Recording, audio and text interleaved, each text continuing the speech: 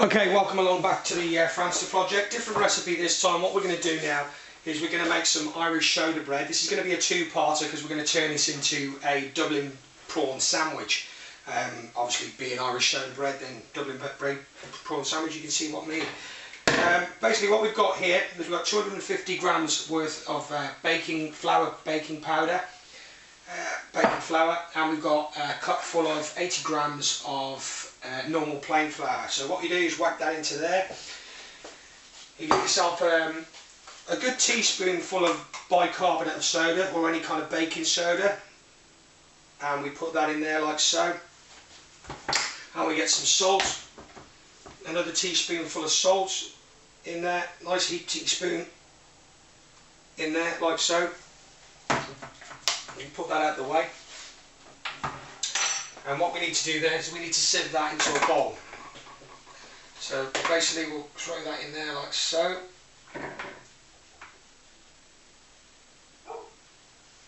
And we'll give it a good sieve into there. So it's all nice and mixed up. Make sure, one of the tricks that we use when we're baking bread of any kind is to always turn the bowl so we get everything that's mixed in there is all evenly mixed out. See, that's going in nice and fine now.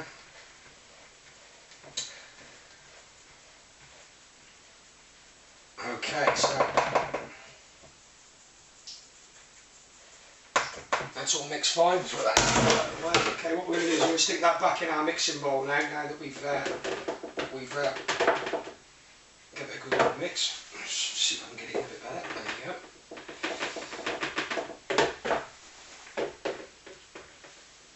Don't want to get it everywhere. And then what we do then is we've got our 30 grams of unsalted butter which we stick in, and what I tend to do is separate it a little bit like so. This has just been in the microwave to soften it off a little bit. Makes sense if your unsalted butter's been in the fridge for a while because it tends to be a bit rock hard. So what we tend to do is just whack it in the microwave for about 30 seconds on defrost, and it tends to do the trick. So what we do then is we get our bread mixer and we'll mix that in the bowl. As I said before on all of my videos, when we're mixing in the bowl and we've got the bread mixer going, we're spinning the bowl so that we get a nice evenly mixed bowl of bread flour. So as you can see now, we've just mixed that together, all our plain flour, our bread flour, our salt and our baking soda. That's nice and mixed together. So what we're going to do now, there's absolutely no yeast in this mixture, and we don't put any yeast into soda bread because we don't want it to rise too much. What we're going to do now is we're going to add around about half a litre of milk, just under 300 millilitres of milk, and so we'll do that and then we'll be back with you in a minute. So that's our mixture all mixed up together now. What we're going to do now, last little bit, always put this in last, don't put this in first, put it in last so it gets in. We've got ourselves a little bit of lemon juice there. That's just our own brand one from our local Sainsbury's. Okay, just get yourself a bit of lemon juice in there. You want about a teaspoon in there. It just gives the soda bread that little bit more of a sodary taste. So once we've mixed our lemon juices of that, you're going to get a little bit more of a sticky mixture compared to making normal bread. So you're going to need to get yourself a wooden spatula so that you can get up into all the corners, get it all out. Spin them around like that, and then just get them out onto a floury surface. You can see very sticky that is there. So just pull that out onto a floury surface like so. I think we've got most of that out. A bit more at the bottom there. There you go. So that's there now. So basically what you want to do then is you want to just roll it around in the flour just to get rid of that stickiness a little bit because it's going to stick to your fingers otherwise. So we roll that around in the flour and then we just give it a little bit of a knead. Don't need to do a lot because at the end of the day it's all been done in the mixing bowl for you. So we're just basically we're just doing that around the flour so you get that stickiness off it. Now just give it a little bit of a shaping, move it around a little bit, don't be afraid of it. It is sticky, but once the flour gets into it, it's fine. So you've got your mixture there.